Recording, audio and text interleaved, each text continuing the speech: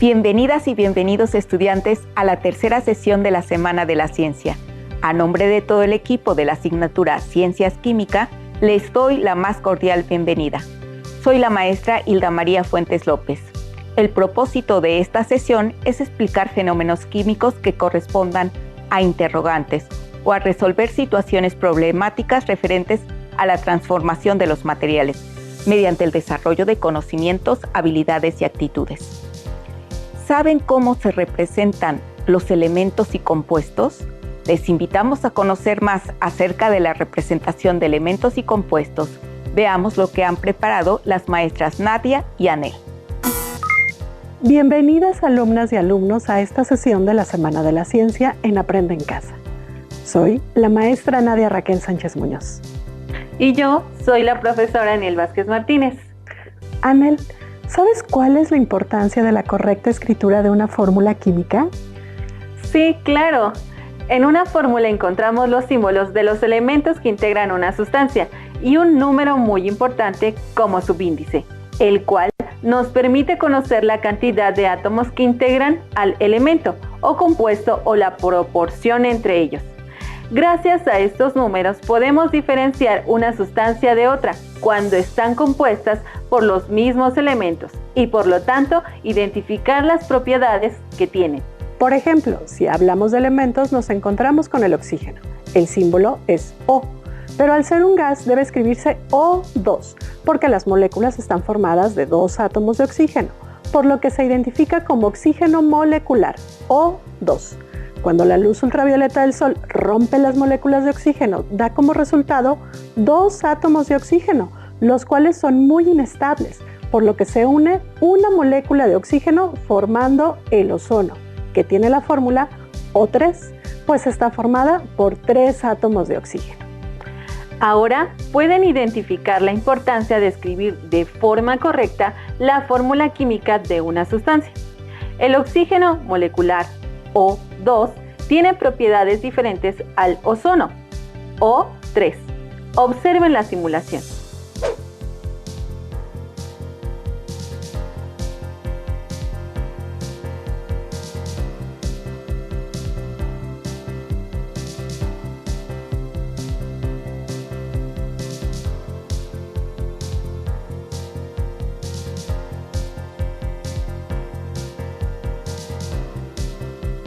¿Y cuáles son esas diferencias? El oxígeno no tiene olor ni color. Es imprescindible para la mayoría de los seres vivos. En cambio, el ozono, O3, tiene color azul, un olor muy intenso e incluso puede ser perjudicial para la salud. Ahora vamos a ver dos ejemplos con compuestos que tienen los mismos elementos pero diferente cantidad de átomos. El monóxido de carbono, CO, y el dióxido de carbono, CO2. Observen la simulación.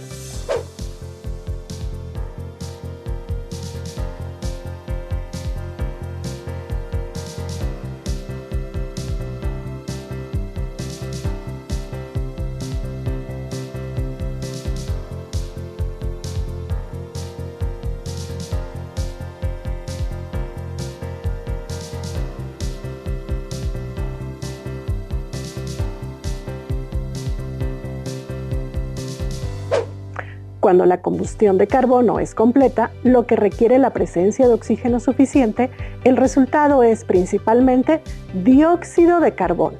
Lo que ocurre cuando hay limitada disponibilidad de aire, solo la mitad del oxígeno se agrega al carbono y por lo tanto se forma el monóxido de carbono. La mayor parte del dióxido de carbono liberado a la atmósfera proviene de fuentes naturales. Entre ellas se encuentran los océanos, la respiración vegetal y animal, incluida la humana, la descomposición de materia orgánica, incendios forestales y erupciones volcánicas. Si bien la menor cantidad de generación de dióxido de carbono es causada por la actividad humana, 87% de todas las emisiones producidas por los seres humanos deriva de la quema de combustibles fósiles, como el carbón, gas natural y petróleo. ¿Reconocieron la importancia de los subíndices en una fórmula química? Si nosotros modificamos estos números, estaremos hablando de sustancias diferentes, con propiedades distintas. El monóxido de carbono está formado por un átomo de carbono y un átomo de oxígeno. Y el dióxido de carbono está constituido un átomo de carbono y por 2 átomos de oxígeno. Otro ejemplo es el del agua y el peróxido de hidrógeno, conocido comúnmente como agua oxigenada. Observemos la fórmula del agua. El agua está formada por 2 átomos de hidrógeno y un átomo de oxígeno. El peróxido de hidrógeno o agua oxigenada está constituido por 2 átomos de hidrógeno y 2 átomos de oxígeno, H2O2. Observen la simulación.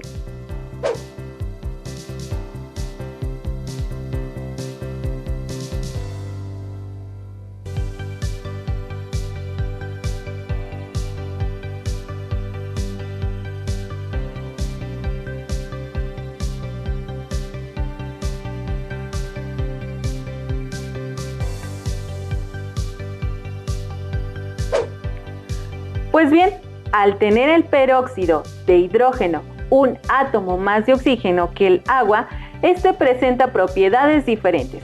A simple vista se ven iguales, son translúcidas, pero si agregamos un poco de óxido de manganeso, observaremos una diferencia notable. Esto se debe a que presenta propiedades diferentes a las del agua. El peróxido de hidrógeno es un líquido transparente con una temperatura de ebullición de 150 grados Celsius.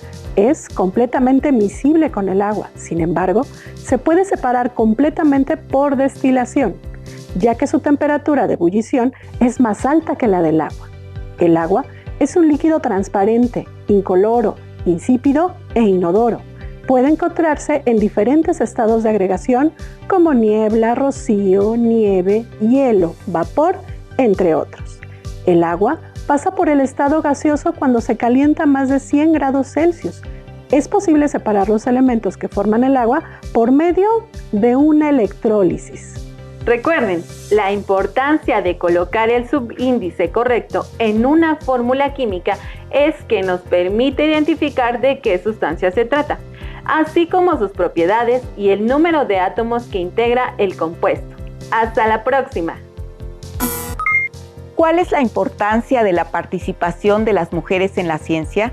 Les invitamos a disfrutar lo que ha preparado la maestra Inés Elizabeth Ambrosio Ramírez con respecto a este tema. El papel de las mujeres en el desarrollo de la ciencia. Desde el surgimiento de la ciencia, a las mujeres no se les permitió participar en las actividades científicas. Las primeras tuvieron que luchar contra los prejuicios de la familia. Sus padres fueron sus principales opositores y cuando algunas lograron superar este obstáculo, se enfrentaron a la oposición de los científicos y de la sociedad en general.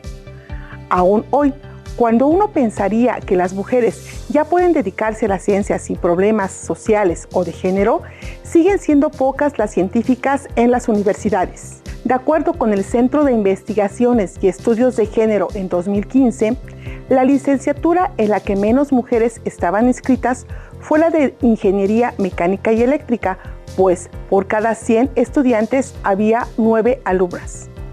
En los posgrados de Físico-Matemáticas había 30 mujeres por cada 100 hombres.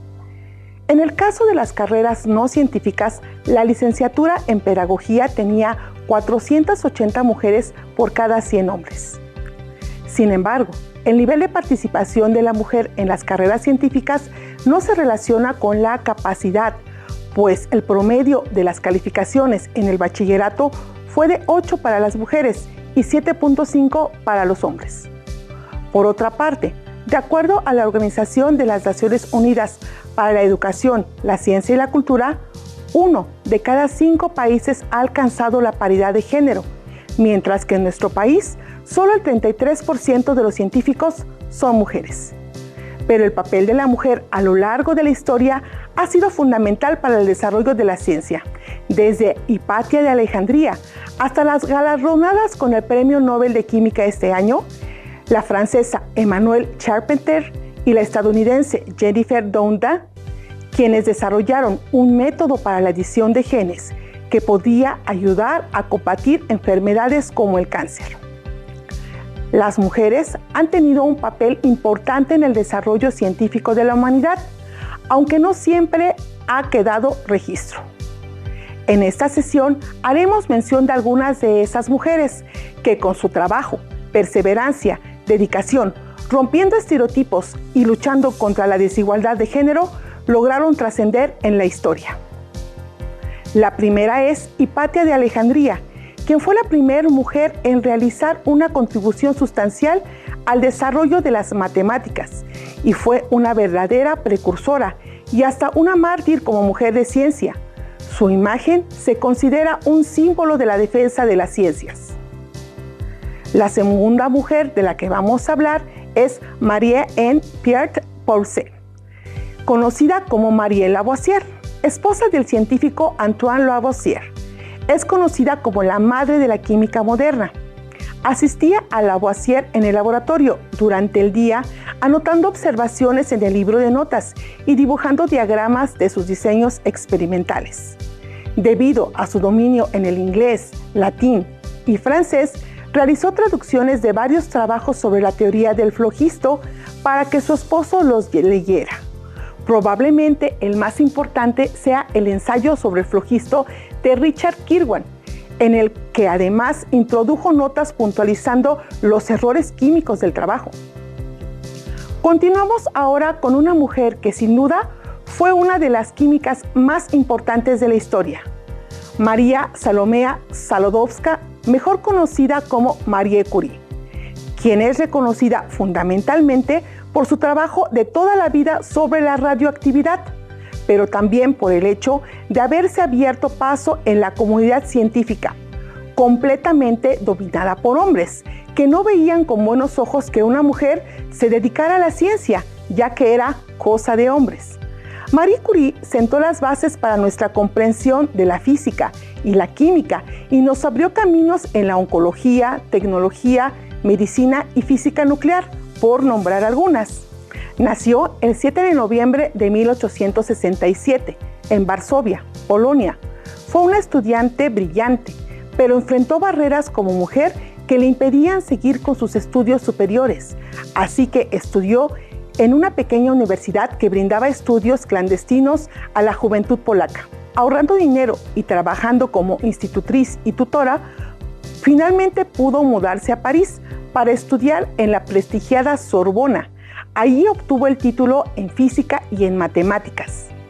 En el año 1903 recibió, junto con su esposo Pierre Curie y Henri Becquerel, el Premio Nobel de Física, convirtiéndose así en la primera mujer en recibir tal condecoración. Fue la primera mujer en las conferencias de Solvay, una serie de congresos con los científicos más importantes de la época, donde participó al lado de figuras como Einstein y Schrödinger. Sus investigaciones en el campo de la radiación la llevaron a descubrir dos nuevos elementos, el radio y el polonio.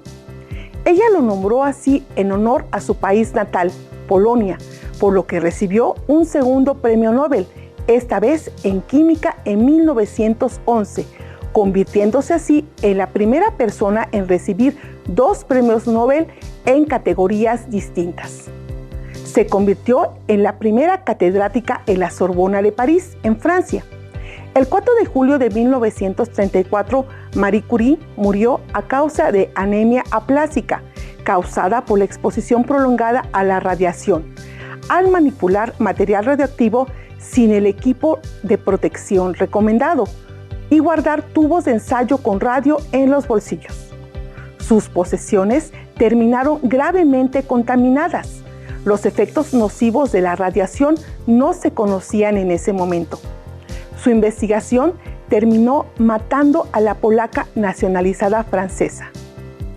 Su hija mayor, Irene Joliot, también dedicó su vida a la ciencia y al igual que su madre, consiguió un premio Nobel de Química por sus investigaciones. Recibió el premio en 1935 junto con su marido por sus trabajos en la síntesis de nuevos elementos radioactivos. A pesar de que han transcurrido más de 100 años, gran parte de los objetos personales de Curie, incluyendo la ropa, muebles, libros y las notas de laboratorio, siguen contaminados por la radiación. Estos objetos, considerados como tesoros nacionales y científicos, se almacenan en cajas forradas con plomo en la Biblioteca Nacional en Francia, en París, y requieren un equipo especial para aquellos investigadores que quieran consultar sus notas. Tampoco el cuerpo de Marie Curie se libró de la radiación. Fue colocado en un ataúd forrado aproximadamente con 1 pulgada de plomo. En una sesión anterior de Aprende en Casa, se expuso el caso de Rosalind Franklin, una científica que realizó investigaciones sobre la estructura del ADN, cuyo invaluable aporte fue robado por 2 científicos hombres, James Watson y Francis Crick. Ellos se llevaron el reconocimiento por el trabajo de Franklin, que murió en 1958 a sus 38 años sin ser debidamente reconocida por la comunidad científica. Desde la primera edición en 1901 de los premios Nobel, tan solo 54 mujeres han sido galardonadas en alguna de las 5 categorías, frente a los 869 hombres, es decir, únicamente un 5.8% de mujeres científicas han sido reconocidas en esta ceremonia. La participación de las mujeres en el desarrollo de la ciencia en nuestro país no es de menor importancia. Solo por mencionar algunos nombres, contamos con científicas destacadas como Elia Bravo Ojolis y sus trabajos sobre las cactáceas, o la doctora Julieta Fierro, destacada astrónoma y divulgadora de la ciencia. Pero ese será tema para una sesión posterior. Para cerrar esta sesión con broche de oro, veamos la entrevista del maestro en ciencias Ramsés Enrique Santa Cruz Márquez, presentada por la maestra Teresa. ¿Cuál es la importancia de la investigación científica? En cuestiones de ciencia, la autoridad de miles no vale más que el humilde razonamiento de un único individuo. Con estas palabras de Galileo Galilei, sean bienvenidos y bienvenidas a la Semana de la Ciencia Aprende en Casa. El día de hoy tenemos la fortuna de contar con la presencia del maestro en ciencias con especialidad en toxicología del Centro de Investigación y de Estudios Avanzados del Instituto Politécnico Nacional, Ramsés Enrique Santa Cruz Márquez, quien nos hablará sobre un tema muy interesante: las nanopartículas, sus usos y sus potenciales peligros. Gracias por aceptar la invitación y regalarnos su valioso tiempo. Hola maestra, muchas gracias por la invitación. Sin duda, la primera interrogante que tenemos es: ¿por qué eligió estudiar esa carrera? Bueno, yo soy químico en alimentos y elegí esa carrera porque me llamaba la atención entender cómo se procesan los alimentos para preservarlos por más tiempo, hacerlos más nutritivos, etc. Principalmente me interesaba entender qué procesos suceden en nuestro cuerpo para que los nutrientes de los alimentos se absorban y nos proporcionen la energía que necesitamos. Qué interesante, maestro. ¿Cuál es su libro preferido? Bueno, soy fan de los libros de Gabriel García Márquez, en particular de los cuentos, y me gusta mucho, por ejemplo, Alguien desordena estas rosas o El rastro de tu sangre en la nieve. Entonces yo diría que mi libro favorito es la colección de cuentos de este autor. Premio Nobel de Literatura en 1982. Maestro, ¿qué hace los días que no se levanta con ánimo? ¿Tiene algún lema o alguna frase que le motive? Bueno, en general cuando me siento así procuro darme un tiempo para mí. Me permito sentirme desanimado por algún momento, pero también me planteo o me propongo la meta de activarme, de ponerme a trabajar en algún momento del día. Excelente idea. ¿Tiene algún ídolo a quien seguir o algún referente en su vida profesional? Bueno, en general yo diría que admiro a las personas que se proponen metas y que las cumplen, pero también a quienes saben ponerle límites al trabajo y lo separan de su vida personal. Me parece algo muy sano separar la vida profesional de la personal y en general es algo que busco también para mi vida. La importancia de la armonía en las relaciones familiares es algo que tenemos muy presente en este tiempo de pandemia. Ramsés, sabemos que se ha dedicado a evaluar el efecto de algunas nanopartículas usadas en alimentos y cosméticos sobre la función reproductiva femenina. ¿Podría, por favor, hablarnos más sobre esto, no sin antes explicarnos qué son las nanopartículas? ¿A qué se refiere ese término? Bueno, esas preguntas son muy interesantes, maestra. Primero veamos qué son las nanopartículas y por qué son importantes. El término nanopartícula se emplea para referirse a todas esas partículas o materiales que tienen un tamaño muy pequeño. Se ha establecido que estas precisamente tienen un tamaño menor a los 100 nanómetros, es decir, pueden ser tan pequeñas como el diámetro de un cabello humano, incluso pueden ser más pequeñas, y ese tamaño tan pequeño les proporciona características físico-químicas muy interesantes. Debido a ello son ampliamente utilizadas. ¿Por qué? Bueno, porque contribuyen a la creación de materiales más durables, resistentes, livianos, mejores conductores eléctricos, entre otras muchas características. Algunas nanopartículas se utilizan en la industria de los cosméticos, en la industria textil, en algunos productos de uso cotidiano, así como en alimentos. Por ejemplo, las nanopartículas de dióxido de titanio se utilizan en algunos cosméticos ya que contribuyen en sus características. Y también se utilizan en la industria de los alimentos como un aditivo alimentario. Pero bueno, hay otras nanopartículas que se pueden utilizar en la medicina, estas como herramienta terapéutica o de diagnóstico. En particular, yo trabajé o me interesé por estudiar los efectos de nanopartículas de dióxido de titanio y óxido de zinc sobre algunas funciones del ovario, como lo son la producción de hormonas. Para ello empleé un modelo de exposición in vitro, es decir, con exposición directa de las células a las nanopartículas. Y bueno, en este caso observamos que la exposición a estos materiales puede afectar parámetros funcionales y de calidad del ovario, y que esto se podría traducir a otro tipo de alteraciones. Pero bueno, es importante recalcar que no estoy diciendo que estas nanopartículas hacen daño o que no se deben de utilizar productos que las contengan. Simplemente estoy tratando de resaltar la importancia que tiene el estudio de los efectos en este caso de las nanopartículas, que son materiales relativamente nuevos y cuyos efectos aún no se conocen bien. ¿Para qué? Bueno, para saber cómo pueden interactuar con el cuerpo y si es que modifican o afectan algunas funciones, ¿no? Aunque estos resultados son importantes en el área, se deben realizar más estudios aún para determinar si la exposición a estos materiales se puede traducir a un efecto como tal en el hombre, en el humano. Maestro, ¿de qué color son las nanopartículas? ¿Y cuáles son los potenciales riesgos para nuestra salud o el medio ambiente por el uso de ellas? Bueno, gracias, maestra. Las nanopartículas pueden variar en su color, en su tamaño, entre otras características, dependiendo de la composición, es decir, del elemento material del que están hechas, puede influir en características como estas, ¿no? Por ejemplo, las nanopartículas de dióxido de titanio y de óxido de zinc tienen un color blanco, entonces se ven como un polvo blanco. Las nanopartículas de hierro, por ejemplo, se ven más bien en un color oscuro.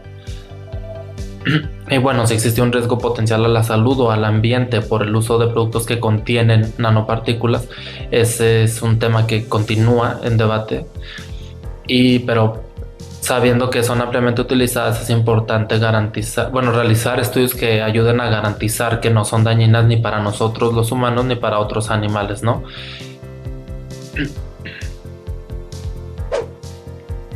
Nuestro más sincero agradecimiento para usted, maestro, por darse el tiempo de motivarnos a seguir haciendo ciencia. Si a alguno de los jóvenes le interesara hacerle alguna pregunta sobre el tema, ¿podría contactarlo? Claro que sí, maestra. Mi correo es rsantacruzm@simvestab.mx. Me pueden escribir ahí si gustan, si tienen alguna duda. Y bueno, yo con mucho gusto les contestaré. Agradecemos mucho su participación y nos comparta su conocimiento. Es imposible adentrarse en el bello y maravilloso mundo del conocimiento y no darnos cuenta de que desconocemos mucho más de lo que creíamos saber. Sin embargo, eso, en lugar de ser frustrante, es una invitación a continuar con la investigación. Sigamos cuidándonos y aprendiendo desde casa. Como pudieron darse cuenta, en esta sesión se trataron conocimientos que ya adquirimos en sesiones anteriores, como la representación de elementos y compuestos, así como la participación de las mujeres en la ciencia y la importancia de la investigación científica. Esperamos que hayan adquirido conocimientos nuevos y disfrutado de las actividades planteadas. Los invitamos a la próxima sesión de la Semana de la Ciencia. Tendremos actividades muy interesantes. Compartan con su familia lo que más les gustó de esta sesión. Hasta la próxima.